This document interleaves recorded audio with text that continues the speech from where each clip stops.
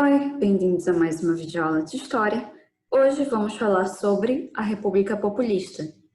A República Populista começou logo depois do fim da Segunda Guerra Mundial, em 1946, e foi até 1964. Antes desse período começar, o Vargas ele havia renunciado do seu poder, né? Ele era um ditador e estava sofrendo muita pressão do exército brasileiro, né? O exército brasileiro estava ameaçando Vargas de um golpe militar e também dos Estados Unidos, já que estavam em plena Segunda Guerra Mundial. Porém, apesar de ter renunciado, o Vargas continua a seguir no ramo político, mas como senador. O Brasil ele vai viver um período de democracia e vai ser extremamente influenciado pelos Estados Unidos. Isso porque a gente está num período de Guerra Fria. Então, os Estados Unidos está de olho no mundo para que não surja novos poderes socialistas, né? E se algum presidente não seguisse esse ideal dos Estados Unidos, a gente vai ver durante essa aula que ele não vai durar muito, né?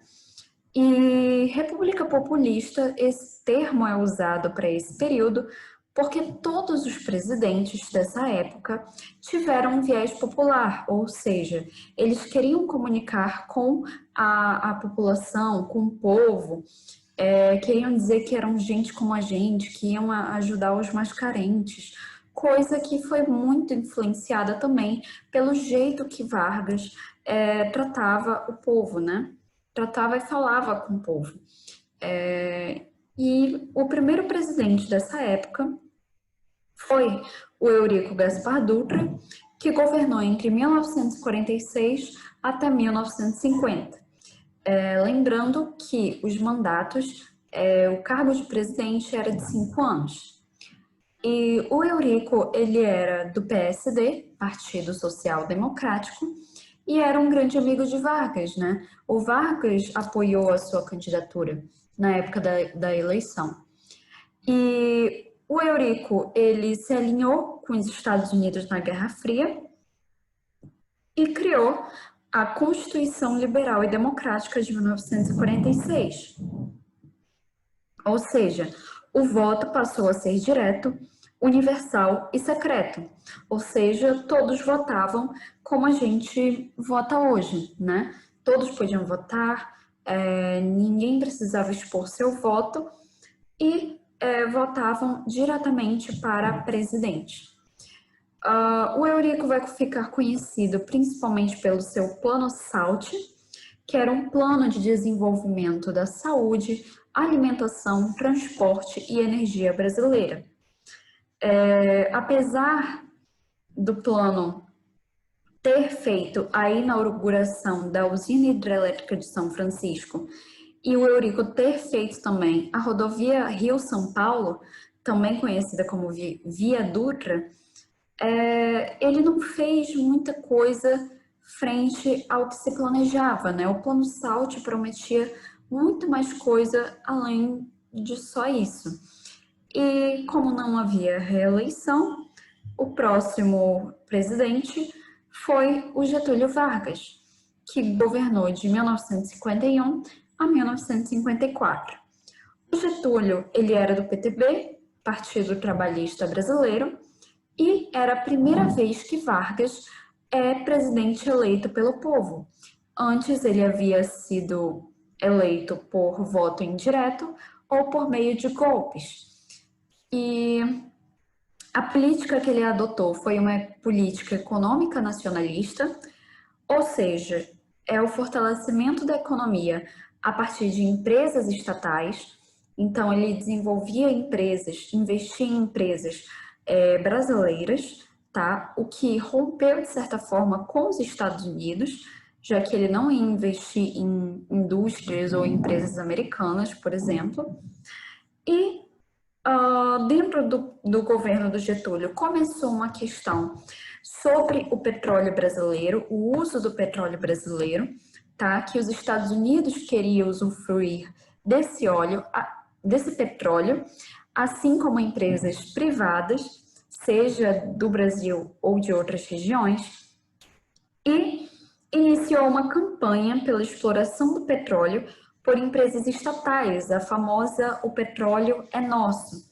Essa campanha foi formado em oposição a essa campanha os grupos entreguistas, tá? Que eles queriam a privatização do petróleo. Dentro desse grupo estavam a UDN, União Democrática Nacional, os empresários e o Exército Brasileiro. E a UDN, ela defendia os interesses dos Estados Unidos e também ela era uma rival do Partido Trabalhista Brasileiro, que era o partido do Getúlio. E no final dessa briga toda, a população consegue a estatização do petróleo e Vargas cria a Petrobras.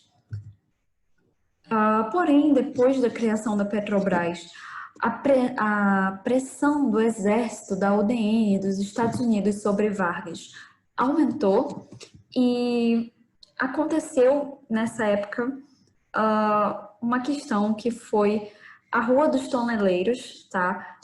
Na Rua dos Toneleiros ocorreu o atentado a Carlos Lacerda. Carlos Lacerda era o líder da UDN e ele estava caminhando para casa, né? Voltando para casa, junto com o major da aeronáutica, Rubens Vaz. Lacerda, ele levou um tiro no pé e Rubens Vaz foi morto nesse atentado. E quem foi considerado culpado depois foi o Gregório Fortunato, que era o segurança de Vargas. E começou a se criar especulações de que Vargas é que tinha mandado o Gregório matar o Carlos Lacerda, tá? Então, a pressão sobre Vargas aumentou ainda mais, o povo ficou mais desiludido sobre o Vargas e o grupo de entreguistas estava pressionando ele para que ele renunciasse. E, frente a toda essa pressão política, Getúlio Vargas se suicida em 1954, tá? Essa vez, eu botei entre aspas, porque essa investigação sobre esse caso ainda está em aberto, não se sabe se ele realmente se matou ou não, mas se sabe que ocorreu por causa de todo esse contexto de pressão política. E depois da morte de Vargas, né, aqui, lembrando que aqui ao lado é a imagem do velório dele, que foi um dos maiores velórios que ocorreu no Brasil. E depois da sua morte, o seu vice, né, que era o Café Filho, ficou no seu lugar, mas o Café Filho falou, né, destacou que ele só ia para cumprir mandato. Ele não ia se dedicar a fazer grandes feitos nem nada, só ia cumprir mandato e por isso a gente não fala sobre ele nesse período. Depois do Café Filho ter saído, ter cumprido o mandato, vem o Juscelino Kubitschek, que governou entre 1956 até 61. Ele era do PSD, Partido Social Democrata, e tinha uma grande aliança com o PTB. O governo dele, ele adotou um governo nacional desenvolvimentista, ou seja, ele ia desenvolver o país, porém com capital internacional, com apoio de setores privados. E ele decidiu fazer isso por meio do plano de metas. Ele prometeu desenvolver o Brasil 50 anos de desenvolvimento em apenas 5 anos. E para fazer isso, né, que é um plano muito grande, ele pegou um empréstimo com o FMI, que é o Fundo Monetário Internacional, e deixou o Brasil bem endividado, mas investiu na indústria de bens de consumo duráveis e não duráveis, tá? Dentro dos não duráveis, ele investiu principalmente em eletrodomésticos, na rádio, que estava virando uma coisa gigantesca no Brasil na época, e também investiu na indústria de bens de consumo duráveis, principalmente a automobilística. Então, começou a ser produzido no Brasil marcas de carros da Volkswagen e motos da General Motors. E seus anos de governo ficaram conhecidos como os Anos Dourados, tá? Também por causa da rádio, principalmente por causa da rádio e porque os produtos começaram a baratear, né? Já que agora vinham de multinacionais que estavam no Brasil e não vinham de fora. Ele criou também a hidrelétrica de Furnas, mas a gente vai lembrar do JK principalmente pela criação de Brasília, tá? A nova capital federal que fazia parte do plano de desenvolvimento para o interior. Então, ele dizia que a partir da capital de Brasília, outras regiões do interior do Brasil, do norte, do nordeste, do centro-oeste, iam começar a se desenvolver também. Não só isso, também tinha um motivo de uma questão de proteção, né? Se houvesse uma invasão, seria muito mais fácil invadir uma capital que estava no Rio de Janeiro, né, no litoral, do que uma capital que estava no interior do Brasil. E a mão de obra para construir a cidade de Brasília foram os candangos, que eram os trabalhadores do norte e do nordeste que migraram para a construção de Brasília.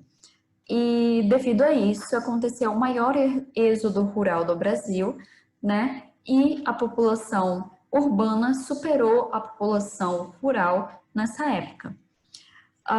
Foram formadas rodovias federais, ligando Brasília às capitais estaduais. Elas não chegaram a ficar prontas no governo de JK, mas foi desenvolvido pelo Plano de Metas.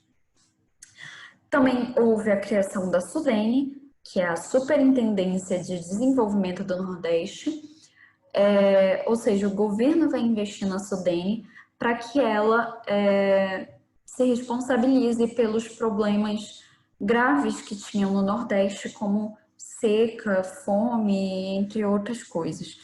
Mas a SUDENE, apesar de ter um papel tão importante, ela não inicia seus trabalhos e vira uma empresa fantasma.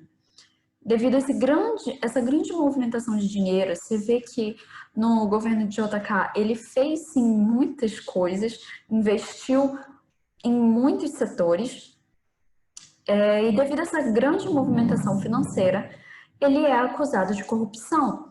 E os índices de inflação estavam em alta nessa época, o que aumentou a desigualdade social no país. Depois do fim do mandato de JK, vem o Jânio Quadros. O Jânio Quadros ficou só alguns meses no governo e o motivo a gente vai falar mais tarde. Mas o Jânio, ele era do PTN, ou UDN, que era uma coligação entre esses dois partidos, e a UDN, a partir do Jânio, finalmente vai conseguir a liderança, né, a liderança do país. Ele era extremamente populista, principalmente durante o período de eleições, porque ele sempre queria mostrar que ele era do povo, que ele era gente como a gente, que ele comia pão com mortadela. E essa vassourinha que você está vendo na mão dele, ele dizia que ia varrer a corrupção do país. Então era uma brincadeira, né? E quando ele foi eleito, ele se dizia defensor da moral e dos bons costumes e proibiu a briga de galo, a lança-perfume e proibiu biquínis em locais públicos. Ele vai ficar muito lembrado sobre isso também. E ele decidiu romper com os Estados Unidos Outro motivo que ele não durou muito foi pelo rompimento com os Estados Unidos e a aproximação com países socialistas, como a China, o RSS e a Cuba.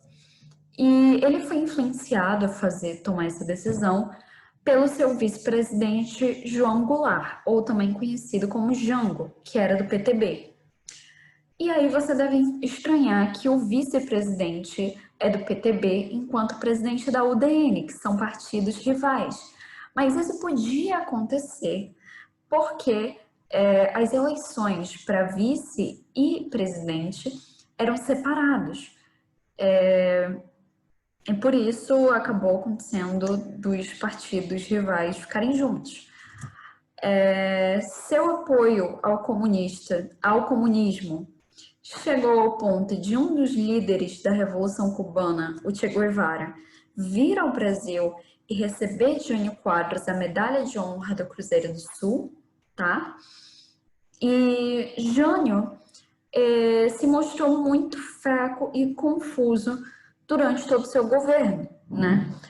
E ele, por medo, decidiu botar a culpa em Jango, né? Em João Goulart, e aproveitou o momento que Jango estava na China, fazendo negociações políticas, para fazer o seguinte plano.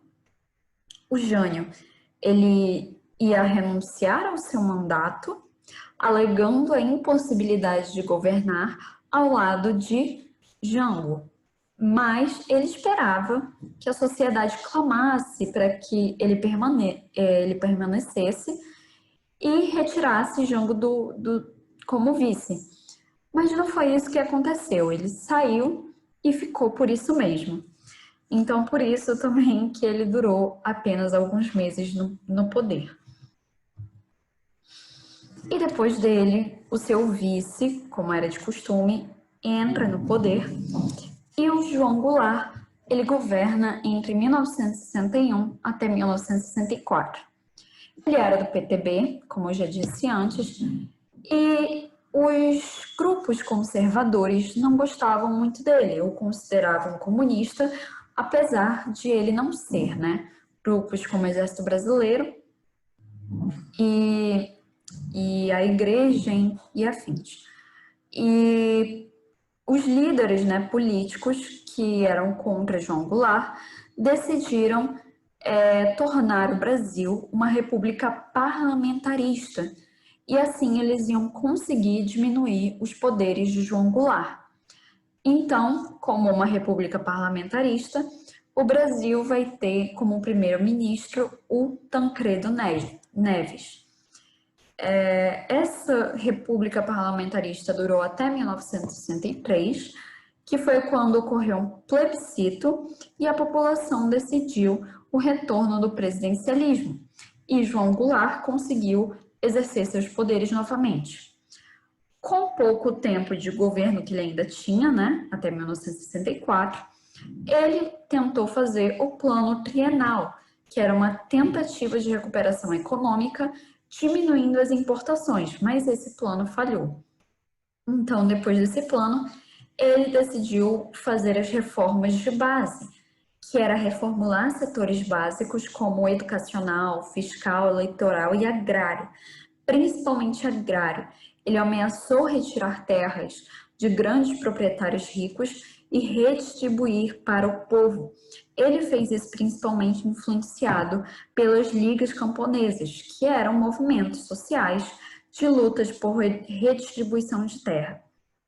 Lembrando que o João Goulart não era comunista, ele apenas ele era trabalhista, né? Ele focava muito nas questões sociais.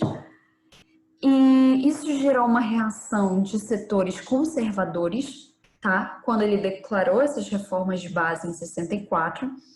E esses setores eram o Exército Brasileiro, a Igreja Católica, os empresários, a UDN, os Estados Unidos.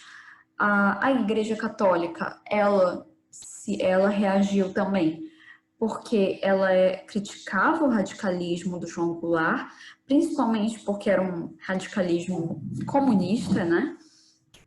E aos olhos da Igreja. e dos outros setores conservadores, e também que a igreja tinha terras pelo Brasil.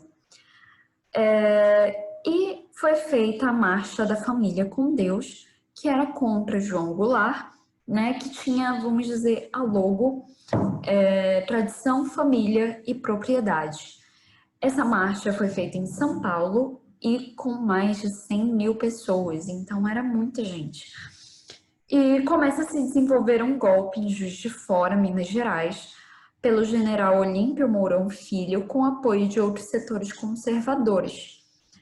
E com esse plano feito, o exército brasileiro anuncia que vai retirar João Goulart do poder, né, marchando até o Rio de Janeiro e fazendo o golpe.